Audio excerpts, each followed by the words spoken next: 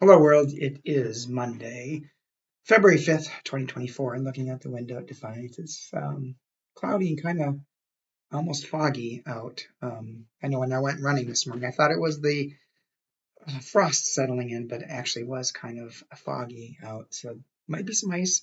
I'm not sure, so be careful out there. Although I think it is supposed to be 42 today and clouds in the morning and sunshine in the afternoon, so looking forward to that sunshine. The devotion for today is entitled Voting Booth by Jennifer Garrison. Jennifer bases the devotion upon 1 Kings 11, verse 6, New International Version.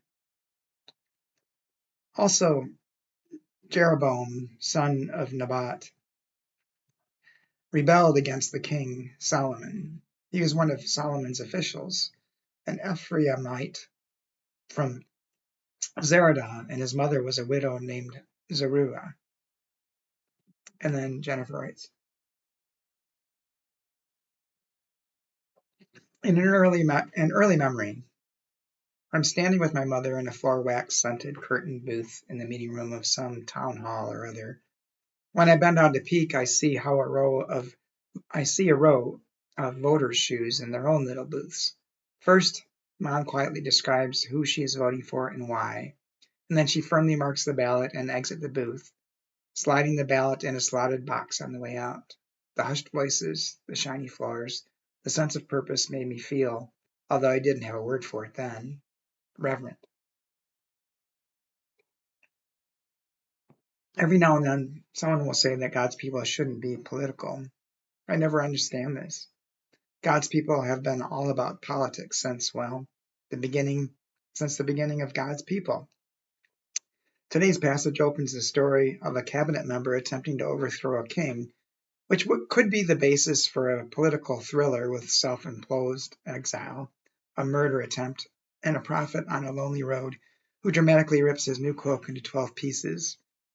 From Jeroboam's rebellion against Solomon to Jesus' confrontation with Pilate, our faith story is a political one.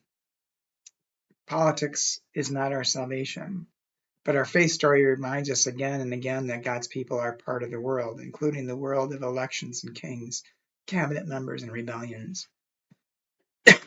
In this election year, let us be emboldened to continue the legacy that our great-great-grandparents in faith began. And Jennifer's prayer. Holy One, send us to the voting booth when the time comes, because we are a political people. Amen.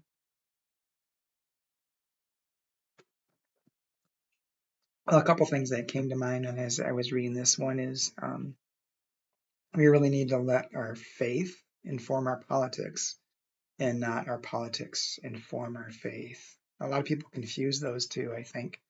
And part of the reason for the divisiveness here in the United States right now, I think, is because people confuse the two. They're letting their politics run their faith. The other thing it reminded me of is that everyone needs to vote.